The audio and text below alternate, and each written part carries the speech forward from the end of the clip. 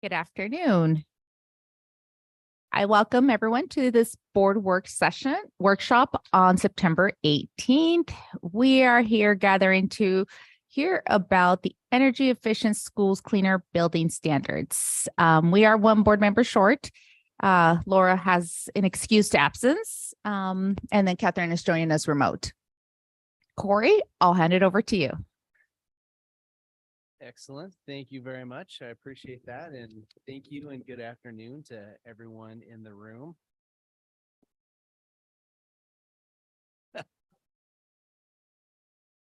Why don't you? Catherine, can you hear us? Yes.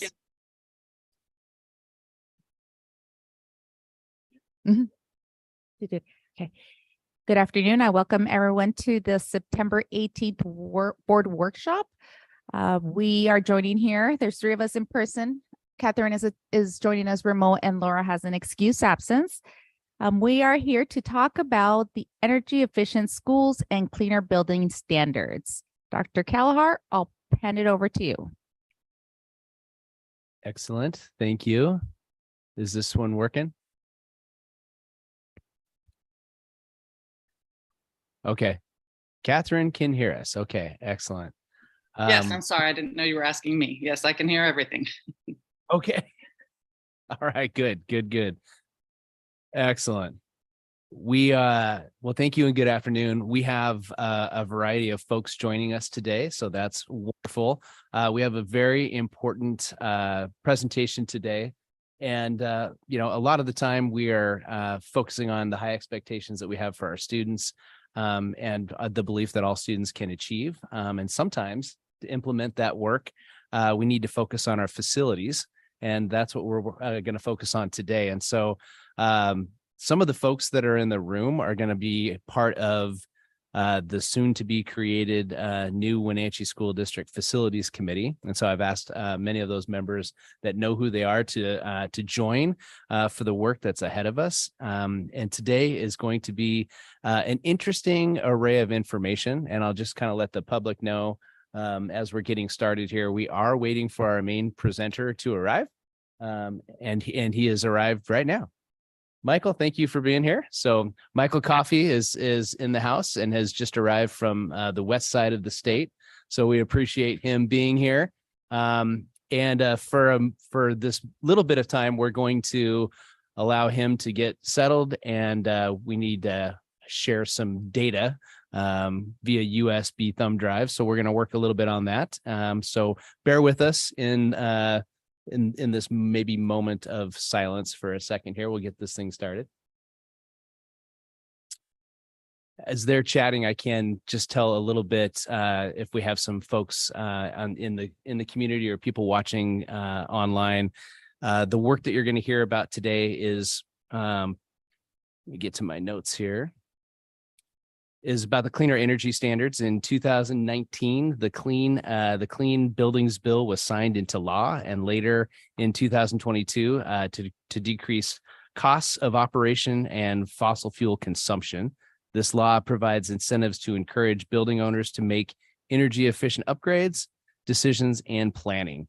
And to help building owners, businesses, nonprofits meet the demands of this law, the Department of Enterprise Services and Energy Program completes an energy service company selection. And that is where McDonald and Miller came in to play with us in the Wenatchee School District. And just want to thank both Michael Coffey and Lon Inman for joining us today from McDonald Miller and the presentation that we're going to ensue. Do you need some water? Do you need to? Maybe. Maybe? I think I'm all right for now. Okay. Awesome. We'll make sure and get you some water so we can get started there. Excellent. Thanks for making the drive this morning. Yeah. We appreciate it. I enjoy it. It's beautiful. Excellent. I just dropped my daughter off at Central on Friday, and Oh, fantastic. I was back over here last week for Chelan. So anyway, it's beautiful. Just got caught up in the resurface and I'm on the board. So. Yeah. Excellent. Well, nice to see you. Yeah. These board members here would be perfect. And then maybe Brian and Jose. over here.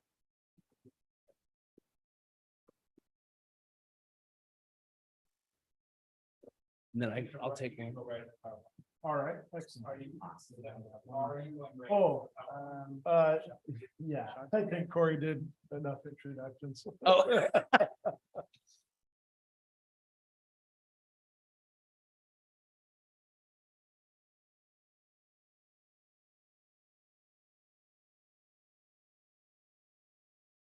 So Ron, do we have a handheld maybe for Michael? Yeah, right here. Yeah. Oh, you've got it. Yeah. Or we need a microphone for you for our Okay. Zoom folks. Should I sit and use the mic? Oh, there's I'm one. used to standing, Yeah, if you want to stand. but I want you all to stand.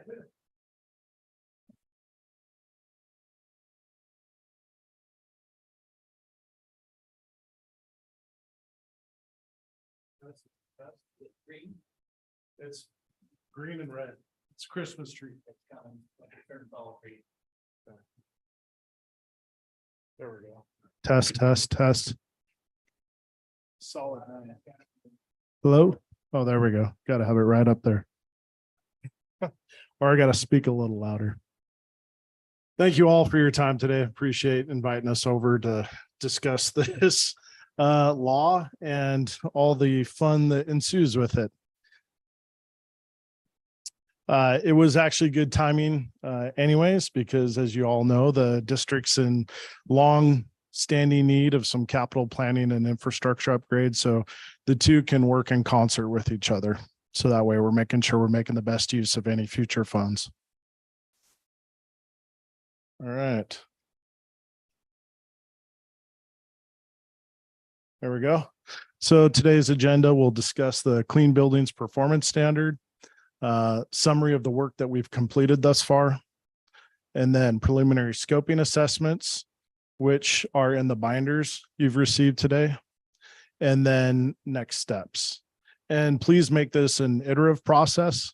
So if you have questions as we're going through, just stop and ask and let's cover them and make sure you're not only engaged, but just getting those things covered as we're going through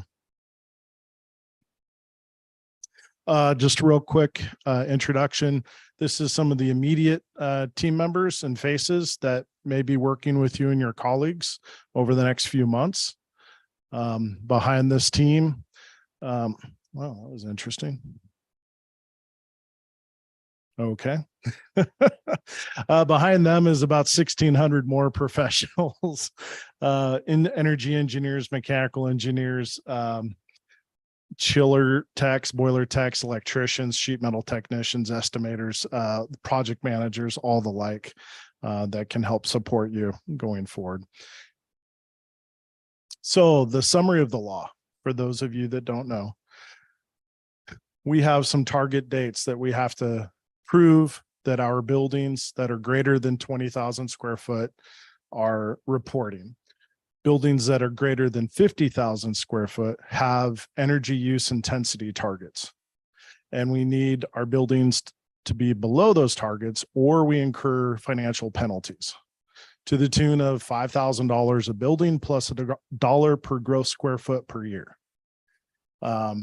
There's different compliance states. Is there a laser pointer on this? There we go.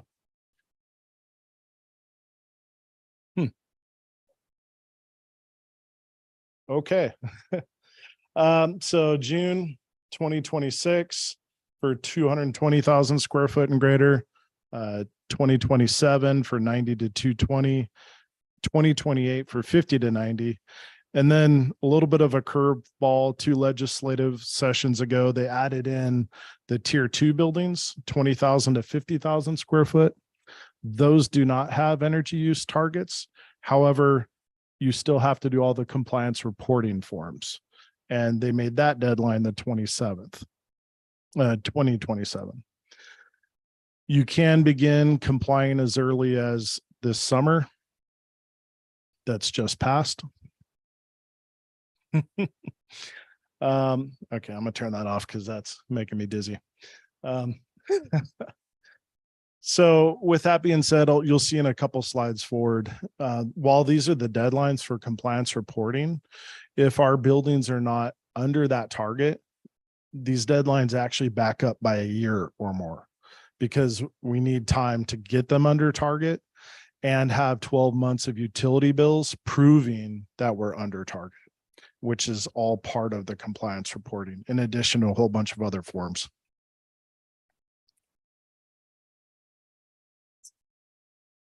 Back up one. So we covered the penalty. There is an early adopter incentive fund. Now, granted, it's only $75 million to date. However, we haven't seen as many applications for this fund as we would have thought. I haven't seen the last count as of last month, but a few months ago, we had, I believe, 8 of the applications in, and there was only about 14 total so far. So there should still be some funding. You'll see why that's important to your district as you start to thumb through the PSAs a little bit later here.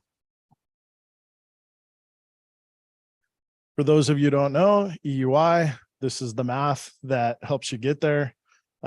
This is what the law is ultimately scoring on. And this is what we have to stamp and certify that, yes, your buildings are actually at these EUIs. And then when the work is done, here they are again, and you're under target or you're working on being under target. Here's the path you're working to get there. This is the roadmap, if you will, on how we foresee clients getting to compliance. First, you want to benchmark your building. That's a free process where we essentially work with your district, your utility companies, understand your gross square footage, run the 12 months utility data, and understand what is that EUI and how does that compare to the target. We've done all of that, which then led us to needing to get some preliminary scoping assessments done because you had a number of them not only over target, but you were also considering needing to upgrade some of those equipment for other facilities that were under target. So we just took a look at all of them just to see where we're at. The next step in the process would be performing an investment grade audit. What you have in the binders, again, are preliminary, and it was really solely focused on what it would take to meet the law, not necessarily anything else your facilities capital planning teams may come up with and determine are important project milestones or key performance indicators.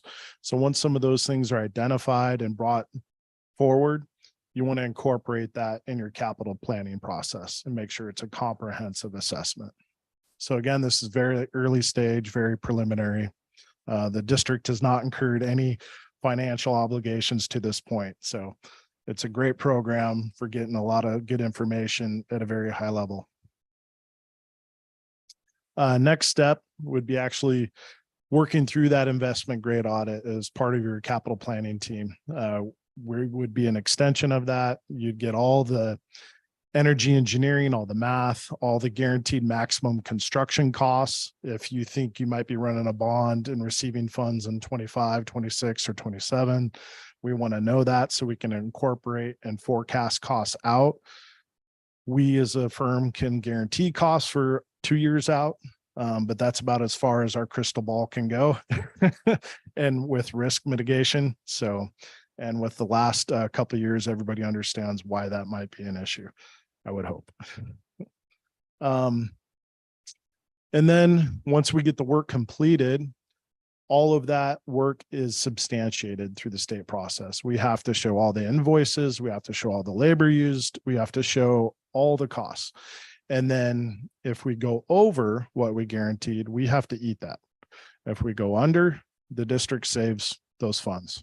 So not only are we guaranteeing performance of systems, but we're guaranteeing construction costs, which is nice, especially when you're trying to run a bond and you don't have more money to go get.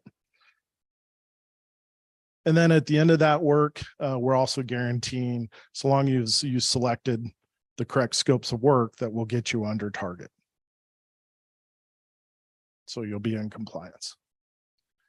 And then it's a matter of just filling out the compliance reporting paperwork, and we'll help you with all of that as well. Again, just another format for visualizing the path in a more simplistic milestone manner.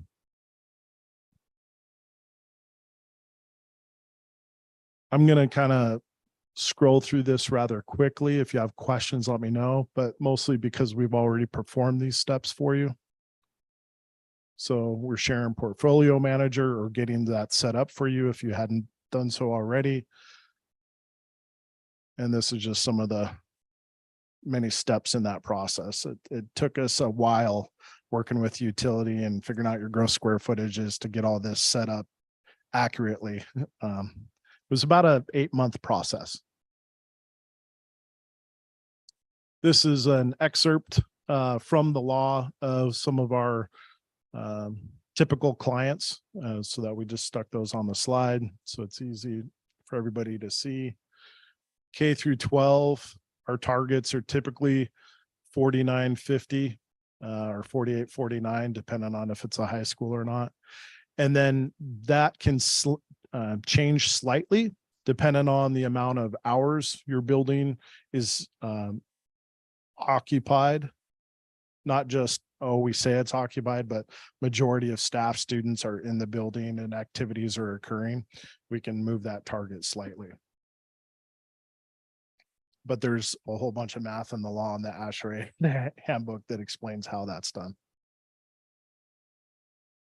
The other key metric, I don't believe it affects Wenatchee on this one, is if your building was permitted after July 1st of 2016, it has to be 15% better than the EUI targets set forth in the law. This is an example of some preliminary scoping assessments, not necessarily yours. Yours are in front of you in the handbook.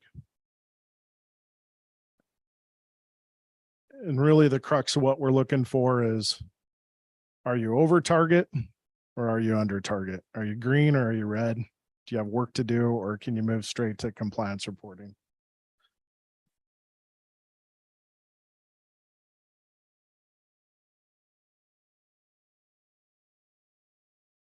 So if you're over target, we're going to be moving forward to preliminary scoping assessments. We went ahead and did some for each of yours as it stands now as it relates to the law, just so you have that assessment. But we may, as a collective, want to add more scopes for capital asset planning. Any questions at this point? I'm kind of going a little quick. No. I believe there's 13 in there, 13, I think. Yes.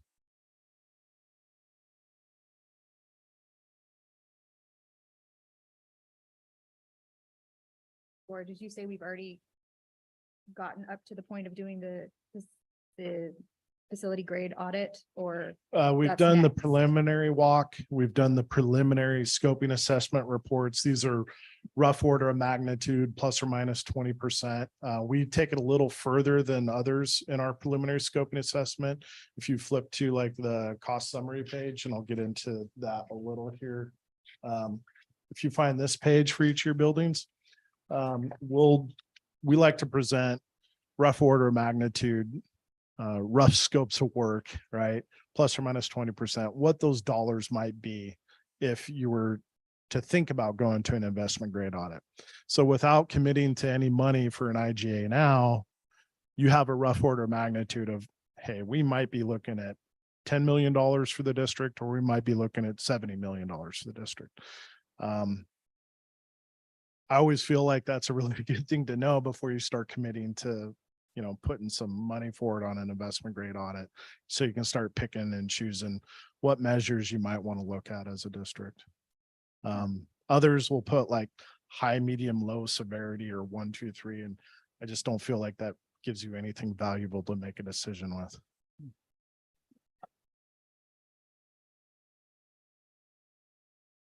or funding resources like PUDs, sometimes office incentive programs here? That's a great question. So typically we'll get into that in the investment grade audit level, but we knew there was such a need here with the district, and working with Corey and even Corey's predecessor, like we knew the high school had tremendous need and no funding. We engaged the utility early to start trying to, and we went a little further than we normally would in a preliminary audit.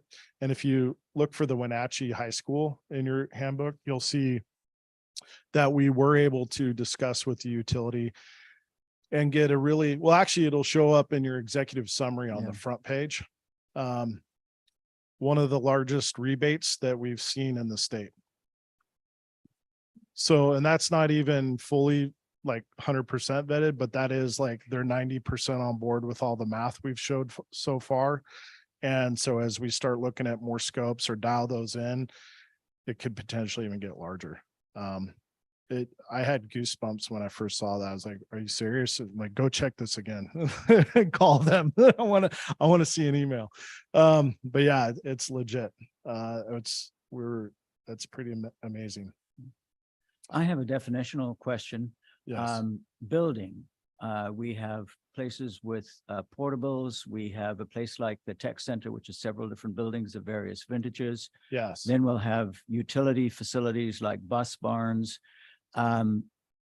Is every single location, or is this, what do you, just to that's a understand what you great have question. to work on and how complicated it is? That's a great question. So as it pertains to the law, the clean building law, right? It's really dealing with buildings 20,000 square foot and greater. Okay. Buildings 50,000 square foot and greater actually have an EUI target that we have to get under. Okay. Now, when it comes to just traditional capital asset planning, and, you know, being part of your facilities condition team and going forward, we can look at all buildings, right? We're not going to limit ourselves to square footage. You know, this is a good time to look at a comprehensive assessment for the district and what all might be needed for the next 30 to 40 years. So there's a couple different things in play here, in addition to the new energy code, which is a third thing, which is basically outlining gas systems. There's some exemptions in there, but we don't know the actual math or the threshold for what is too costly of electrical infrastructure upgrades to get an exemption. We'll have to run life cycle cost analysis of a gas system versus an all electric. And if you have to upgrade all transformers and everything, then run it through and say, here's the additional cost. Does this meet the threshold? And how are you defining what that threshold is? And just to be sure, so each enclosed footprint is separately measured for its square footage. It doesn't have to be. So K through 12 was given some grace last session where you can have, you don't have to submeter every individual building. If you've got multiple buildings on a tax parcel or next to each other, you can aggregate that square footage and have it report as one entity. In the case of like your tech skills center, even aggregated, you're still under that 50,000 square foot threshold. So it just makes sense to use it as aggregate square footage rather than having to install additional energy meters to separate it, because then you're just spending more money that you really don't need to, unless the district chooses they want to for some reason. So we're trying to look at what's the best avenue in reporting and what makes the most sense. And yes, the portables do aggregate under the square footage. So you add those up as well. Any other questions, or did I cover everything for you on that topic? Okay, thank you. So yeah, so this is an example of a preliminary scoping assessment. You all have hard copies of what it looks like currently for your district. I didn't want, because that may change dramatically depending on what the facilities teams come back with. I wasn't sure you'd want that out for everybody to consume at this point, because it could change quite a bit.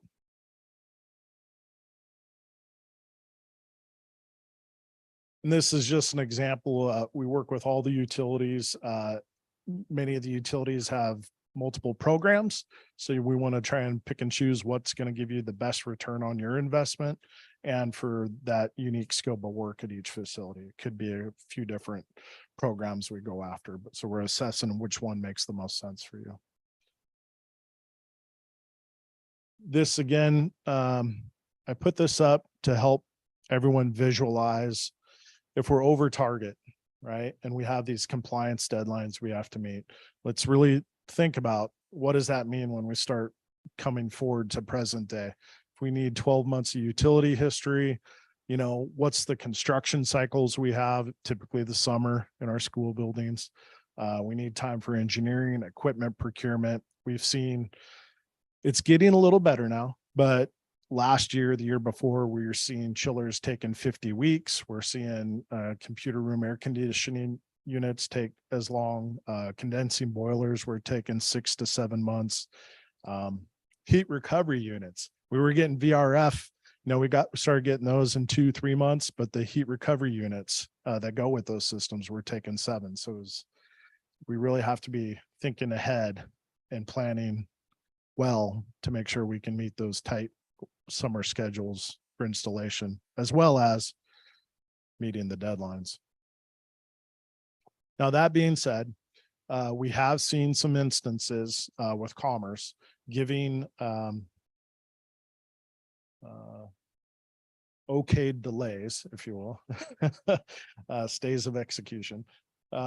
If you've completed your investment grade audit reports and you're showing a plan to compliance, but perhaps it takes you a few more years for your funding to come in, or what that unique circumstance is, we have seen Commerce provide some leeway to some different clients. You also want your investment grade audits completed so you can apply for the Department of Commerce energy grants as they become available. And we just saw, and you probably have it in your WMOA updates, that there's going to be 50 million of energy commerce grant funding this biennium. So 22.5 for solar projects, 22.5 for HVAC energy projects, and then 5 of that allocated for strictly carbon reduction projects.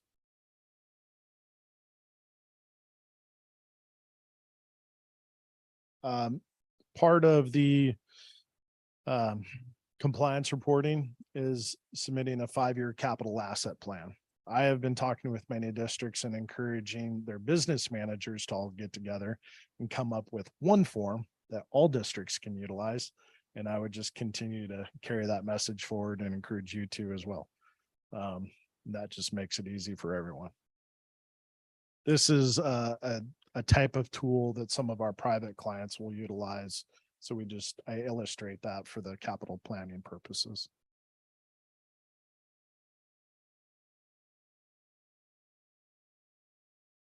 And then, so with being under the target, we must also have an energy management plan per building.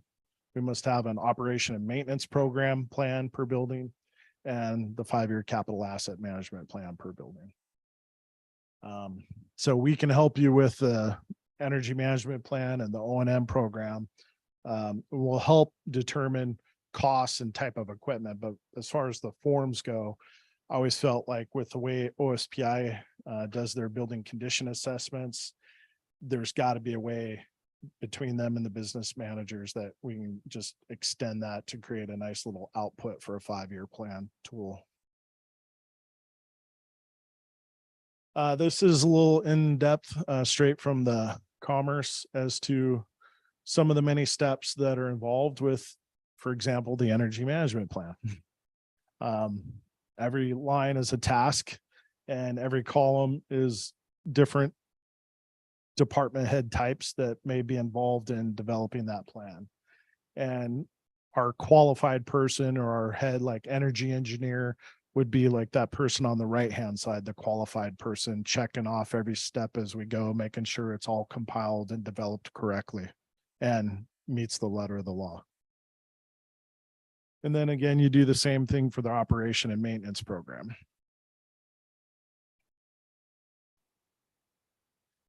And a building operator, level 2 could do this as well for you.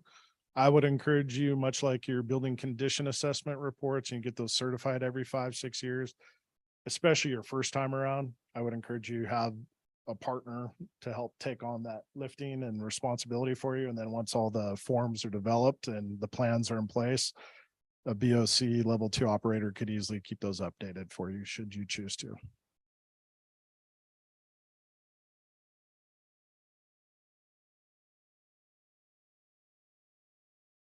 So that's kind of flying through the presentation. I usually take a little more time and go into, but I wanted to be respectful of your time. And any questions at this point? Yes, please. Julie.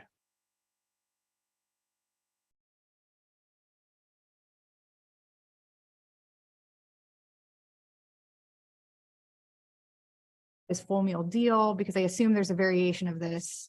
Yes, so what we've shown here, again, it's very preliminary. We spent maybe 16 hours per school at this point, pulling the information together. Some very rough per square footage costs, based on historical projects and things of that nature. And we like to present it in that financial summary, so it's very a la carte. So when you look at this table, look at the top, you'll see the EUI for the building. You'll see the target. You might, let's go to just one of the summary pages, like right here. That's a great. So you'll see the EUI of the building and the target that we need to get to, and we want to be below. Think of it as a golf score. That's the legal maximum. This is where we are, and we have to get below that. And you want to be at least a few points below the target and give yourself some grace in an odd year. And then for every scope at this level, we're giving you the conservative and not optimistic, but we should be able to get there. EUI reductions associated with each scope so that you can start to pick and choose should you want to what we're going to put into the investment grade audit. Okay. And so the IGA cost we put forth, again, at this very ROM level, is if you chose to do everything on that list, here's what your IGA cost would be. That's not to say it won't change, because as we get through the facility conditions planning segment with the team that gets put together, the district may choose, that facilities team may decide, hey, we want to look at X, Y, and Z that's not even on here. And so we'll figure out what that looks like and then roll that in as well. In the investment grade audit, whatever's selected of those measures to go forward, that's when you'll get the guaranteed energy use reductions, what we see the rebates being from the utilities, potential grants, state, federal, other, guaranteed maximum construction costs, annual savings, all of that down to the KWH and to the penny. I have a cash flow question to put into public sector accounting. Let's assume you have a $10 million capital cost to CapEx to bring a building into compliance, but then over a period of time, you've got yearly rebates or you've got a lump sum at the beginning. Mm-hmm. Funding that 10 million could be a package of a series of annual incentives, a matching fund at the beginning, plus taxpayer funded public finance. Yes. In the way you're looking at this, is there something we should understand about how financing is done? So that's a great question. Right now, I'm just trying to convey the message, and here's some very rough magnitude and scopes of work. But as we dig in, yes, we want to have those conversations. So that is something that could be looked at. Oh, absolutely. Just at that point. Yes, okay. Yes. Do we want to phase the work as bond revenues come in? Do we want to finance the whole thing and just get it going and then pay it off as revenues come in? All of that can be looked at, and whatever the district decides is in your best interest, that's how we'll put it together.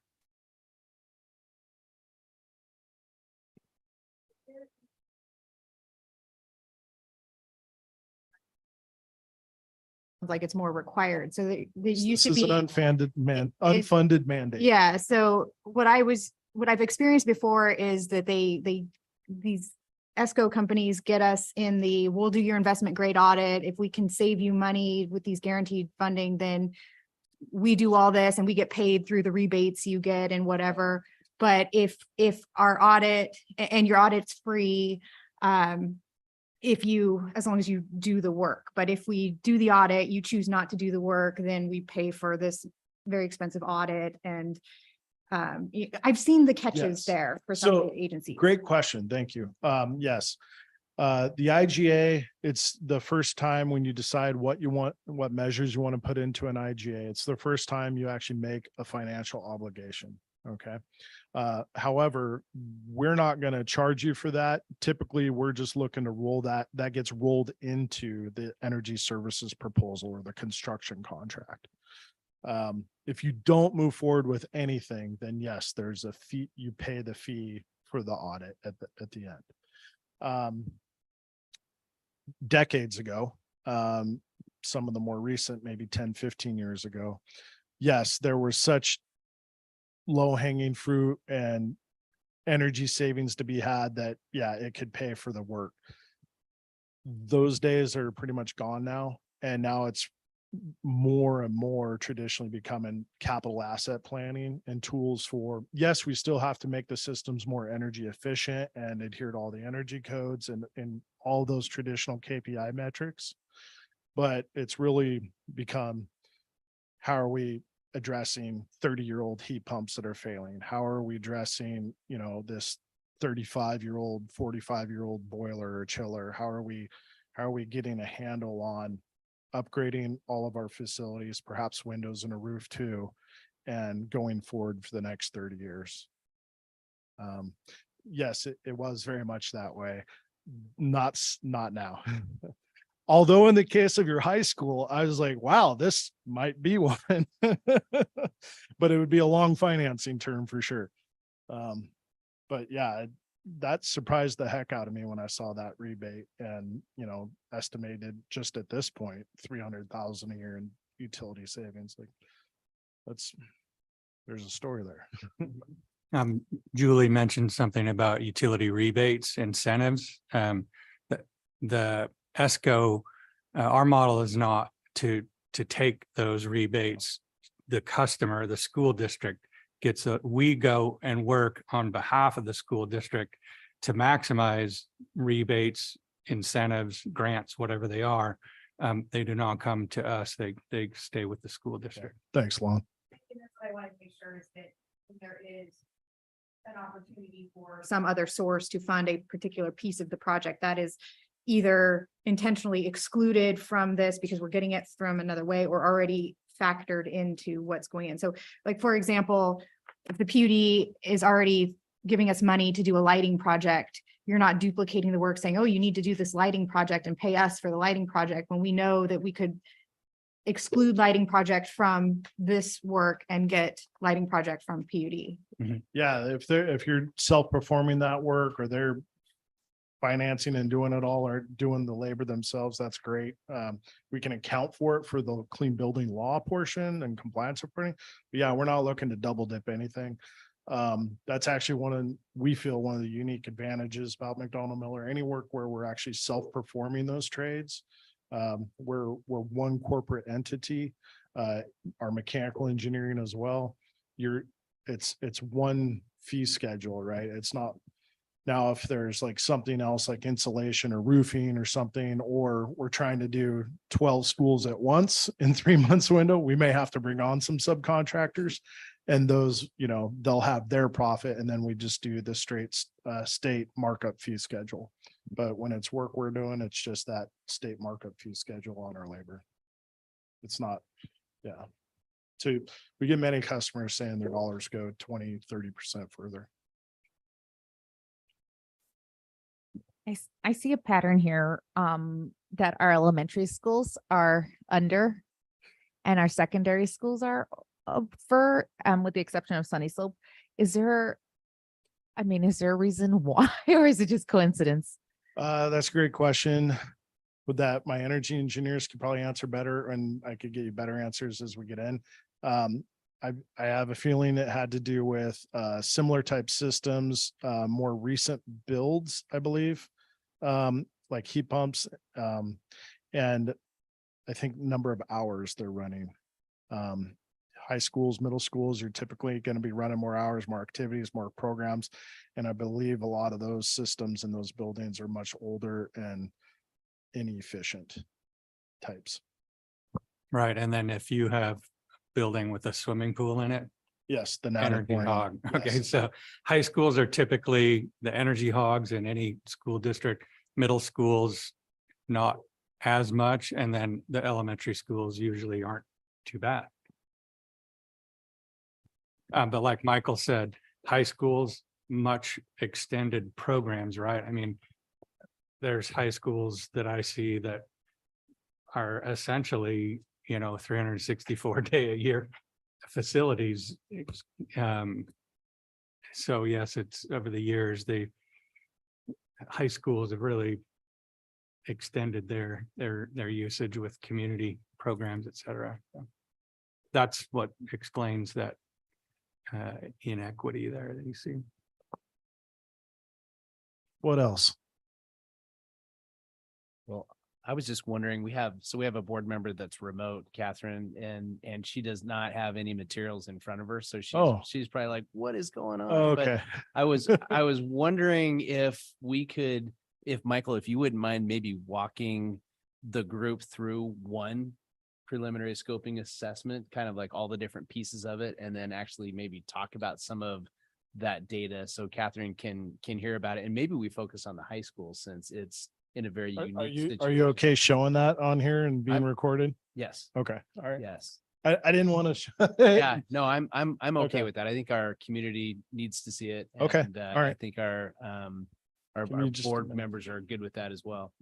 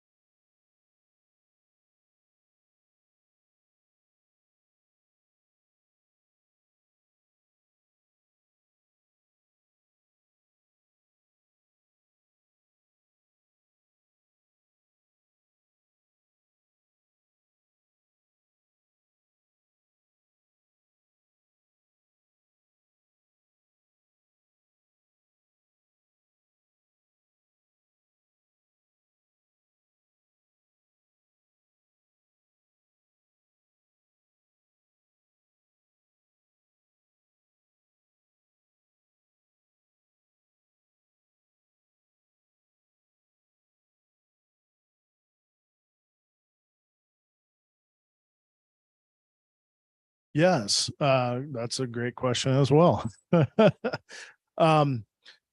So some of our colleagues, some of my colleagues that live in the community, saw the newspaper article last summer or spring, and and they called me because I support the K through 12 and higher education market.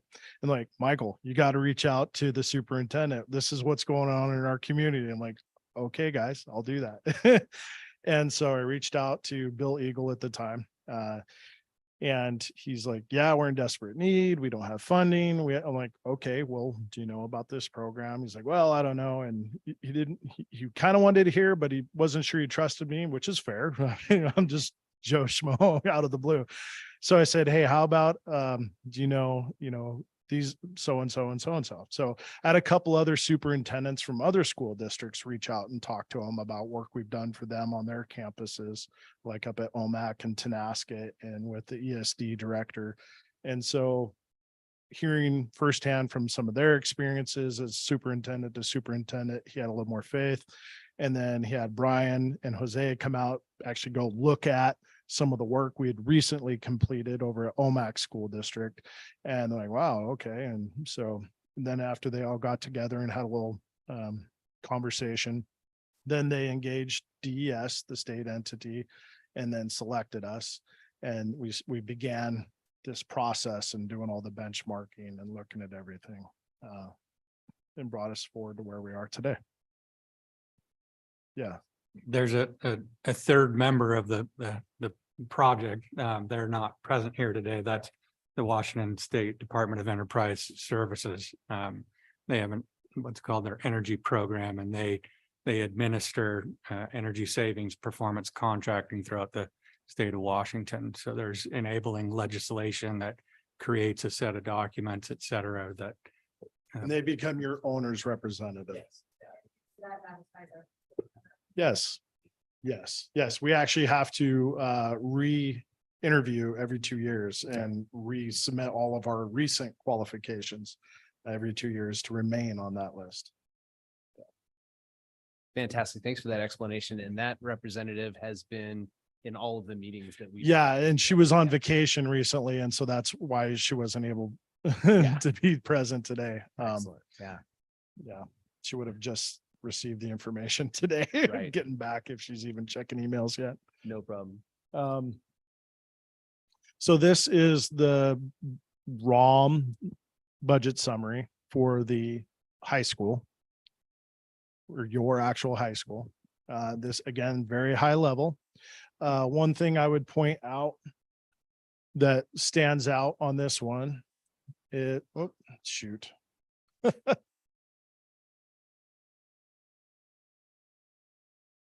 Could you blow that up again? Thank you. So right here, this you'll see is a big line item at this stage because we haven't done the investment grade portion. This is assuming based on the current energy code that we're going to have to get rid of all the gas boiler systems and go to a heat pump type system. Now doing so, we have to make sure there's enough electrical infrastructure to support the new KW demand load for a heat pump system to heat a pool in the auditorium, right? That can be very costly.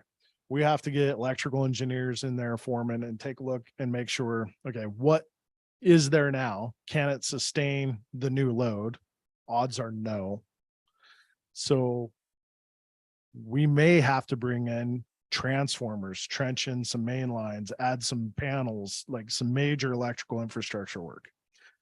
That's why that number looks so high at this point, because we're just shot in the dark. Here's a potential worst case scenario. That's what you're seeing. That number could come down quite a lot too. And it's one where this would be depend on the district's goals. And if you want to be carbon neutral and reduce all that, then yeah, let's just go for that. If you can't get all the bonds approved, then we definitely need to look at a life cycle cost analysis of condensing boilers versus heat pumps. And then what is that delta to bring in the heat pump systems? And would the authority having jurisdiction give us an exemption or not? Again, the code doesn't say what the financial math is for too expensive. So you don't know until you apply, really. And even then, they may just say no.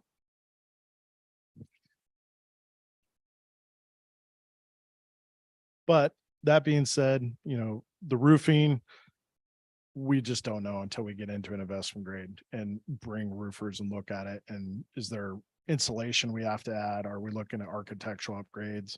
We have, when I say architectural upgrades, we have a district down south that needs to get about 14 million approved. One of their schools, it's all rooftop equipment. They need new DDC as well. It's ancient equipment and failing.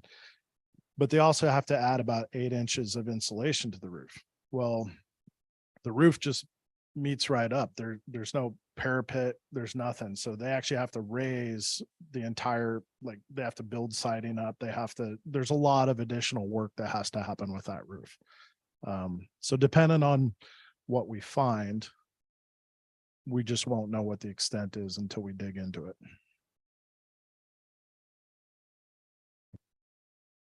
But yeah, we do love the idea, and so does the utility of going to heat pumps, especially with the EEM7 and getting those old air conditioning units upgraded and going to heat pump systems, or the old air handlers, excuse me, getting those off the gas and going heat pumps. There's pretty much the bulk of the energy reduction right there and the rebate.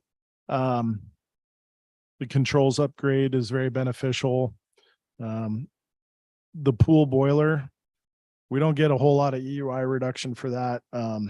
It's really going to be the energy code, which tells us what we're doing there. But this is a good real example of one of your schools, the most expensive one to date, of what we're looking at for sure. But what was amazing was that the utility is already talking about a $3.2 million rebate for this. And we're just at preliminary stage. That's amazing. That is phenomenal.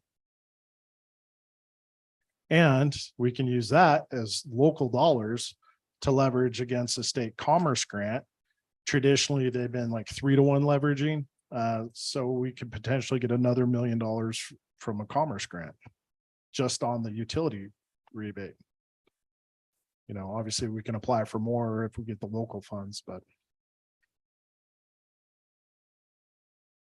So Yeah, we'll work with you.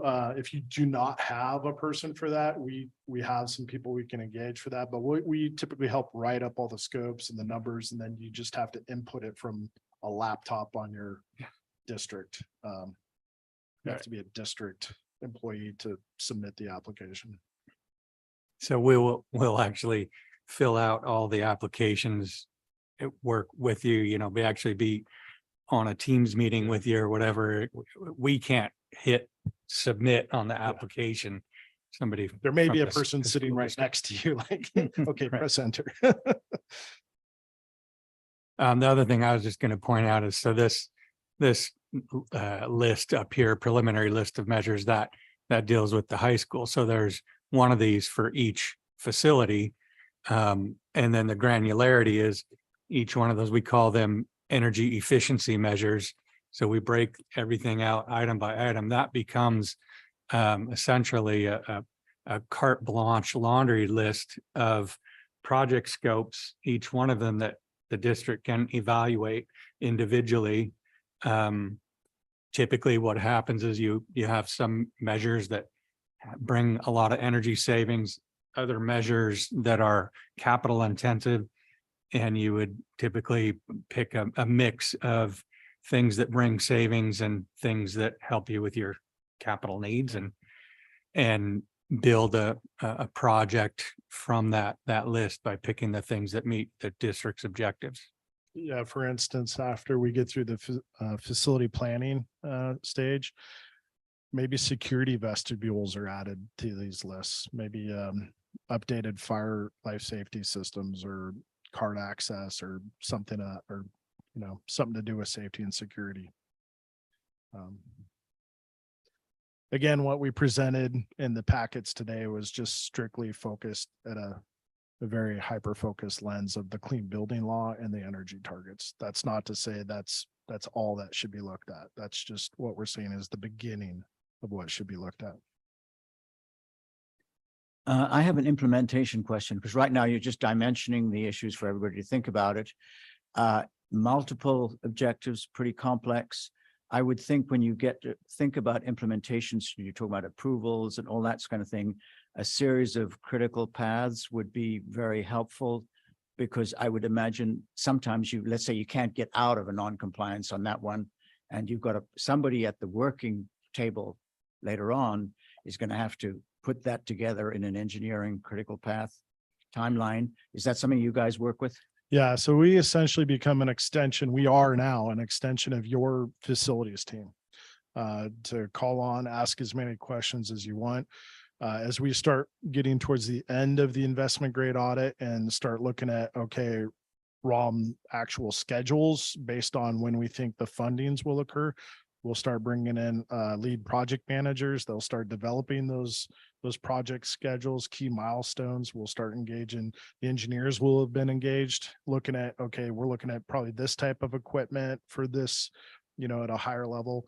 What are those lead times looking like? Trying to think about those schedule impacts and just as you said, what are those critical paths that we're having to think about? Because again, unless we can shut half the high school down, we're looking at trying to cram this into 3.5 months at a time. It's at a minimum a 2-summer project just for the high school because of that. If we could move some things around, and move students here and work on this whole wing, maybe we could actually work through the year. But, and again, that's something that could be open for discussion, but we will absolutely have those conversations. And anytime you have concerns, please bring them up and let's make sure we vet them. Other questions from board members or cabinet and district teams? Nope, looking good. One question, where are other, I know where we are in the Wenatchee School District when it comes to this work, where are there other districts that are out there ahead of the curve? Are there some that are like lagging behind the curve? Who are you working with and what are they looking like? They're all over, All just over, as you described. Some that are choosing to put their head in the sand and keep it there and hope it goes away. That's not going to happen. As we saw in this last legislative session, there was that attempt and it was, nope. I would say OMAC's definitely ahead. They took their remaining ESSER funds and they got to jump on this. And so they're under target. They just have to finish their compliance reporting. That's all that they're on that step. Everybody else, trying to think of anybody else that's actually done. There may be a couple, but as far as I'm aware of, everybody else we're working with has begun these planning stages. They're either through their investment grade audits or starting their first phases of work, but they're not completed, at least the districts we're working with, except OMAC. Okay, OMAC's kind of the outlier there. Yeah. Yeah. Okay. Funding's a big issue for people. Yeah. I mean, Yeah. we all know it. Yes. We see the bond results. I mean, Yes.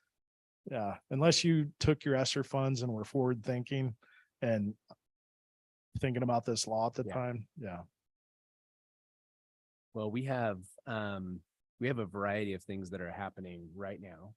We have a study and survey of all of our facilities that is happening, which our last survey and study was in 2014. So we're excited to get those results.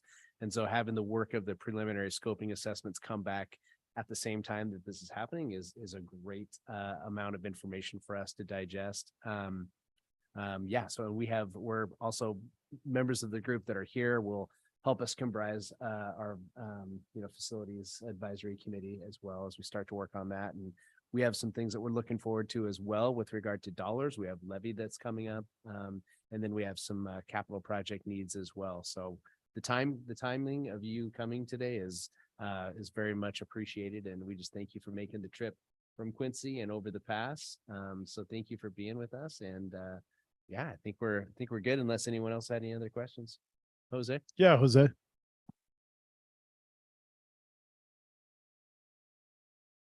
I'm sorry, could you say that one more time? Yeah. Yeah, the war on gas code. Yeah. That was supposed to be the end of June and it got delayed because there was concerns over some things that were happening in California due to their law. So they took an extra few months to make sure they had their legalese intact and were covered. But it looks like everything we're seeing, it will go into effect the end of October here. Yeah. And we were getting a whole lot of condensing boiler projects done these last 11 months and permitted by because that was coming. Stay. Yeah. they're like a credit system on this where some improvements will offset negative improvements. So like we can decide not to do something, but we get credit for adding like other new things that are energy compliant. Yeah, so it's not like cap and trade. It's strictly the EUI. It's like miles per gallon for your building, but think of it in terms of a golf score. The lower, the better. They have targets set forth. The only way we can change that target is strictly based on like the majority occupancy usage. And, you know, if you had, you know, different square footage use types in a building, we can allocate the square footage for those. Like if you had a data center and 10,000 square feet, we could, you know, carve that out as a separate EUI or pull it off entirely with a sub-meter. That's really the only grace we get. It's here's the target you need to be under. What I would add to that, Michael, is that when we get into the investment grade audit, like right now, these scopes that you see up there preliminary based on very early information that we know about the buildings, utility bills, interviewing staffers, things like that. As we get into an investment grade audit, we really dig into each building and each energy efficiency measure. And that list could change a little bit, could grow a little bit. We might find other things that we didn't see when we were just walking through a building. Yeah, that's actually very, very good. We actually were walking Things to that might school save you more on energy. the other side of the mountain, and a pop-up measure came to be. There was just holes essentially in the ceiling to the interstitial space, and then essentially out through the roof. And we're like, oh, okay, there's an easy one. We're gonna throw that in. Let's get that sealed up. Yeah. Well, I want to thank Michael and Lon. Yeah. Thank you for coming today and making the trip. I want to thank our school board also for being available for the workshop today. And we have lots of work ahead of us in a variety of capacities. And this work will help us in a variety of ways kind of figure out what exactly intentionally we're going to need to prioritize with that work as we move into it. And so we just thank you for your time. Appreciate it. Glad to be of service. Meeting adjourned.